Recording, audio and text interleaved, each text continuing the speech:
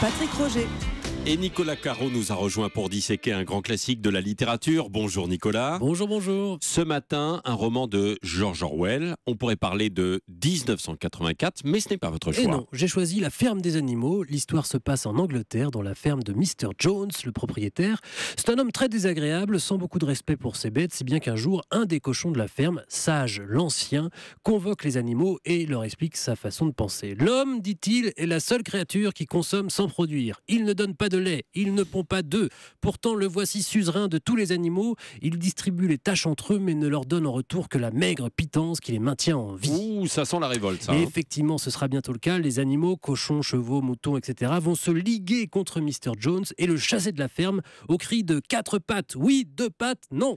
Ce sont donc les animaux qui dirigent la ferme. Et oui, ils se débrouillent plutôt bien au départ. Tout le monde est content, ils travaillent enfin pour eux, mais petit à petit, 3 cochons, Napoléon, Brie, Babil et Boule de Neige, vont confisquer le pouvoir. Et bientôt, Boule de Neige lui-même est chassé parce qu'il s'oppose à la volonté de Napoléon, qui veut gouverner tout seul la ferme. Les autres animaux vivent comme d'habitude, dans l'étable ou dans l'écurie, mais lui s'est réservé la maison. Vous avez compris, l'affaire se transforme en dictature. Dictature stalinienne même, non? Exactement, c'est d'ailleurs le modèle de George Orwell. Le livre est publié en 1945.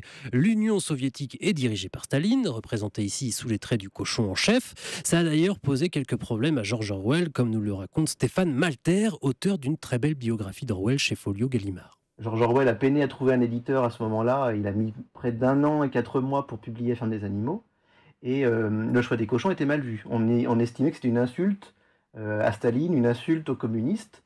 On est dans une période quand même où les Anglais sont considérés comme russophiles et qu'il y a une sorte de russomanie, sans doute véhiculée par la presse de cette époque, qui fait qu'on ne veut absolument pas se brouiller avec l'allié russe. Oui, mais les lecteurs, eux, ont suivi. Oui, c'est même l'un des premiers vrais succès de George Orwell. Généralement, le public ne s'intéressait pas tellement à ses œuvres. Et là, c'est la première œuvre qui a un succès immédiat. Il y a une réimpression qui est faite dès le mois de septembre. Donc l'œuvre est sortie en août 1945. Dès septembre, il y a une réimpression. Et en fait, ça ne cessera d'être réimprimé, d'être traduit dans le monde entier. On aura une traduction en France en 1947 sous le titre Les animaux partout.